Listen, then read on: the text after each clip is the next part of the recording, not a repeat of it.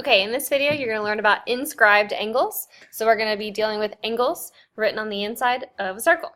Okay, so an inscribed angle is where the vertex of an angle is going to lie on the circle and the sides of the angle are chords. So in the past we've looked at central angles, which started at the center and went out.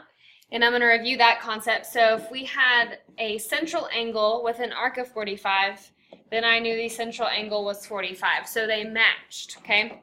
Now, inscribed angles are a little bit different. So if you have the vertex on the outside of the circle with the two chords, there's a special relationship between those angles, and here it is. So if the measure of an inscribed angle is going to be half the measure of its intercepted arc, okay? So if I know AC, the measure of that angle is going to be half of the arc, okay? So if I tell you AC is 16 degrees, that tells me that angle B is going to be 8 degrees, okay? It's going to be half of it.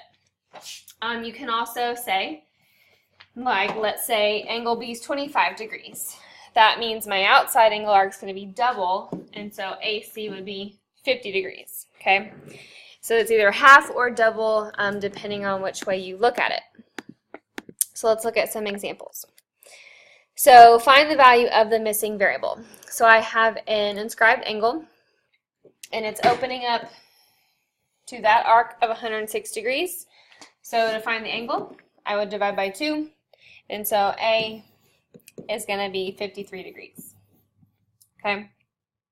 So not that bad. Let's look at this example, and I'll let you try one on your own. So it wants me to find A and B. However, I don't know what they are, so I can't divide them by 2 yet. So I've got to use my knowledge of a circle, and I know those two measurements. And remember, a circle is 360 degrees, and so I've already used 34 degrees of my arc, as well as 128 degrees. So I need to figure out what's left for this angle A to B. So when you subtract them, you would get that A is going to be 98 degrees, boy band. And then to find B, you're going to divide that by 2. So the measure of angle B is going to be 49 degrees. Okay? All right, so why don't you try the next one on your own and press pause, and we will go over the answer. So find A, B, and C.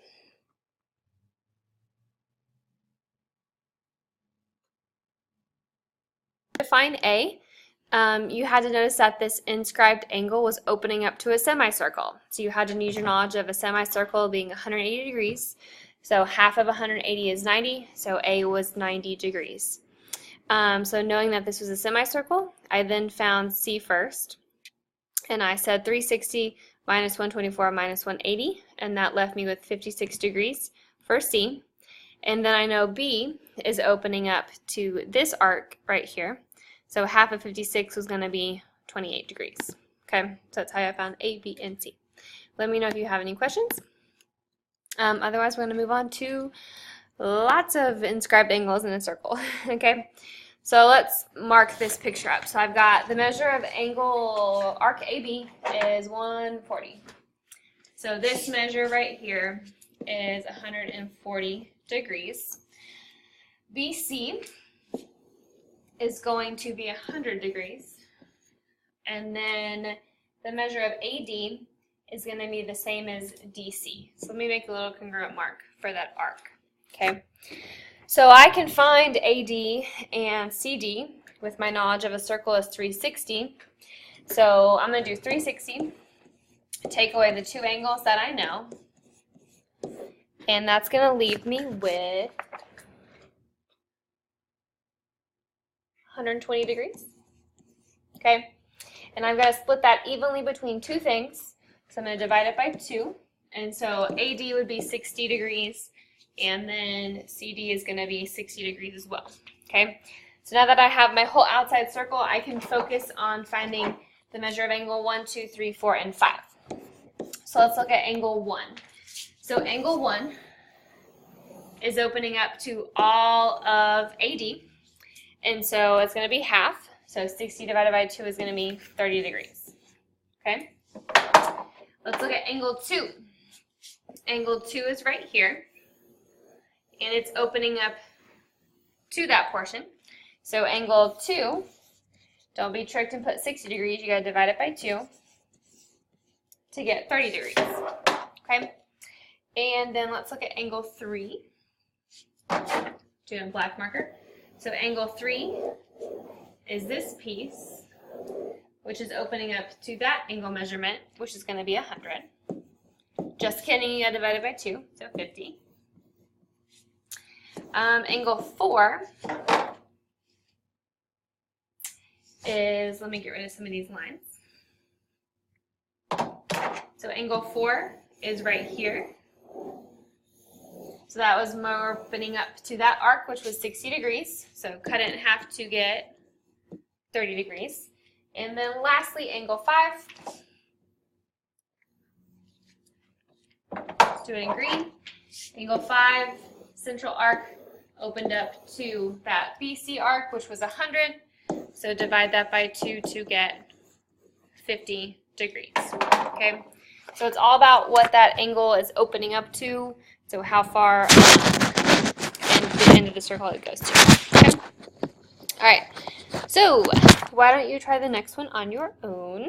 It wants you to find 1, 2, 3, 4, and 5. Okay, so press pause and try them on your own.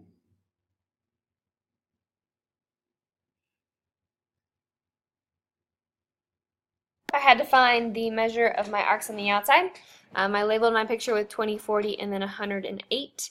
And so I had 2 equal pieces, and so I did 360 minus the 3 arcs that I knew. I was left with 192, and I cut it in half to split evenly between those and got 96. So then I could look at the inside.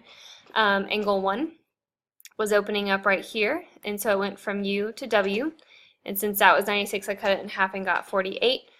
Number 2 was right here. This small angle was opening up to 40, and so I cut it in half and I got 2. 3 was this angle right here, so it went from U all the way to Z, and I knew that was 108, cut it in half and got 54. I'm going to skip to number 5 real quick. Notice 3 and 5 are opening up at the same arc, so it went from U to Z again, and so I halved 108 and got the same thing. Okay, so that's an important thing to notice, which we'll talk about in a second. And then number 4, I highlighted in blue for us to help us out. So notice it covered 2 arcs. So it went all the way from U to an X. So I added 96 plus the 20 to get 116 for this whole arc, and then I cut it in half. To do that, just kidding, what do we notice? That's not an inscribed angle.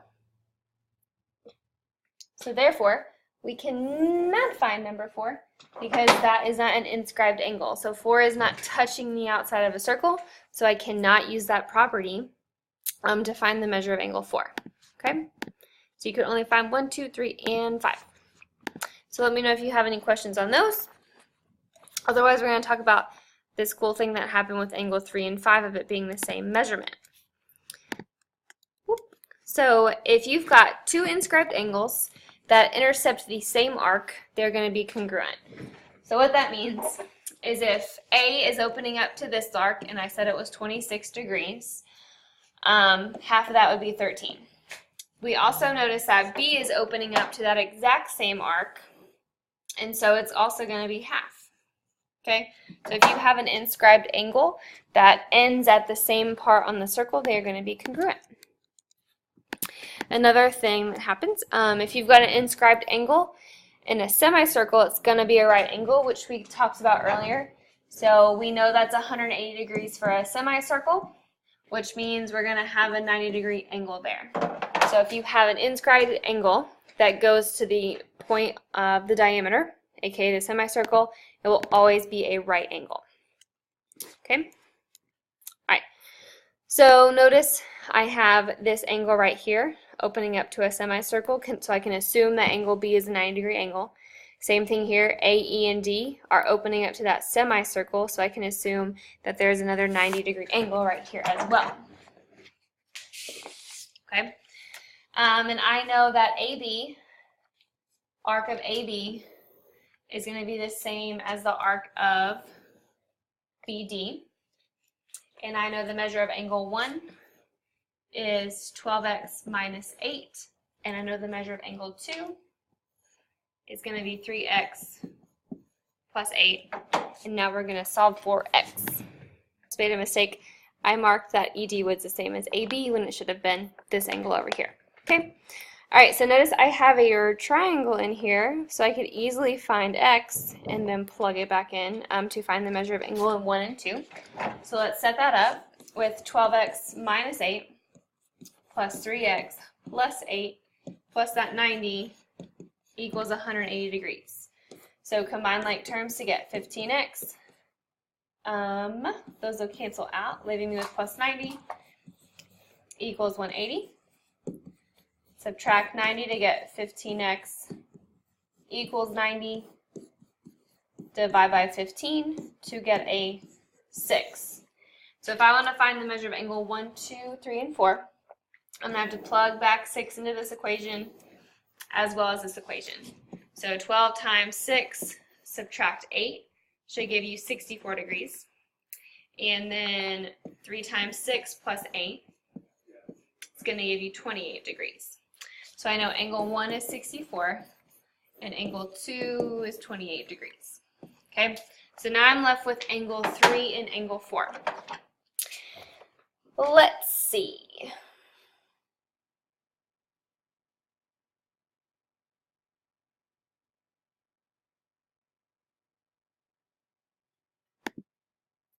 My mistake? That should have been 26. Okay. Alright, now there's a couple ways to go about finding AB and BD.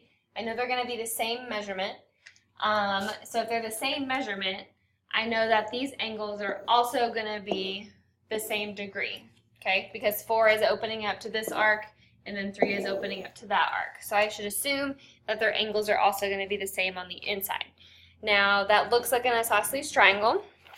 And so if you remember isosceles triangles, if I do 180 minus 90, this right angle up here, I'm going to be left with 90 degrees to split evenly between two angles. 90 divided by 2 is 45. So I can assume that those angles are both going to be 45 degrees, which means that these arcs are both going to be 90 degrees, which makes sense because this is a semicircle, and if they're congruent, they both have to be 90 to get to that 180 degrees. So that's one way about thinking about that shape. Okay? All right. Why don't you guys try this one on your own? Press pause and we're going to go over the answer.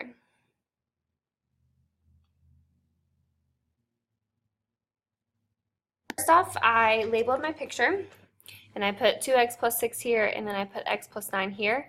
I also noted that VU was the same as US. Now, if those angle marks are the same, or these arcs are the same, I know their inscribed angles are also the same. So I knew the measure of angle 1 had to be the same as the measure of angle 2, based off them telling me that VU and US were the same degree.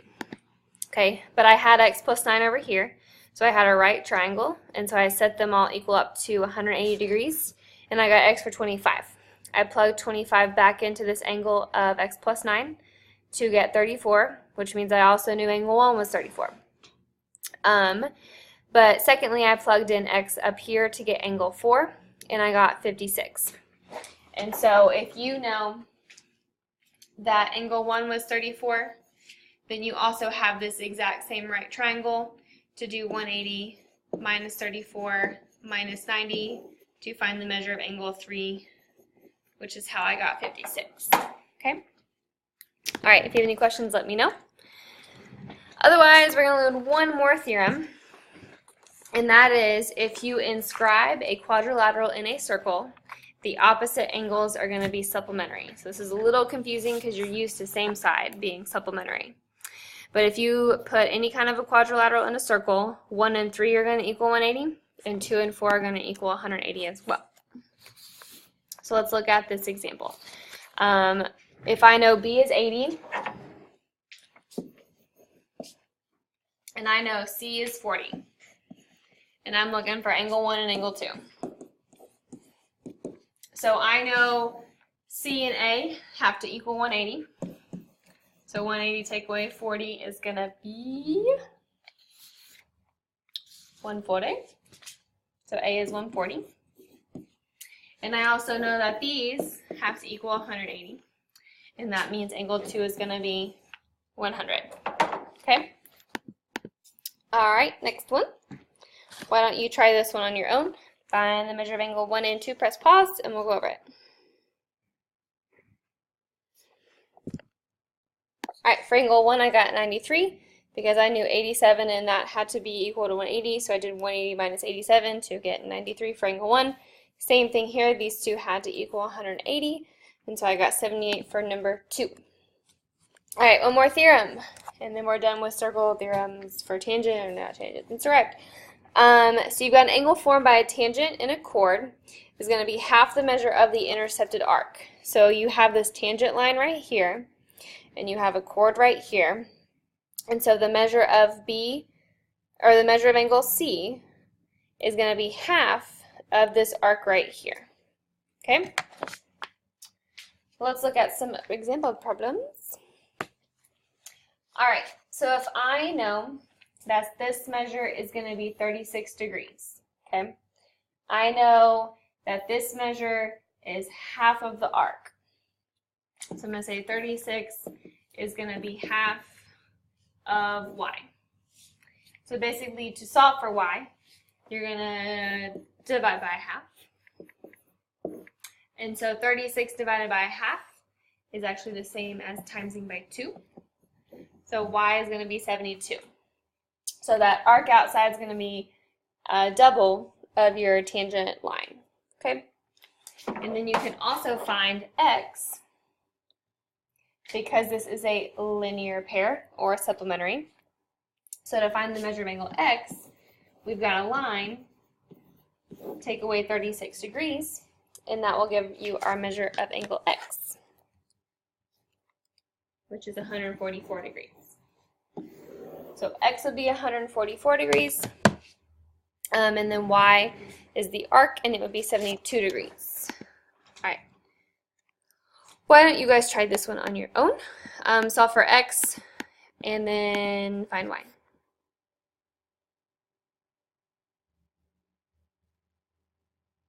Example, x is going to be 91 degrees because that angle is half of the arc.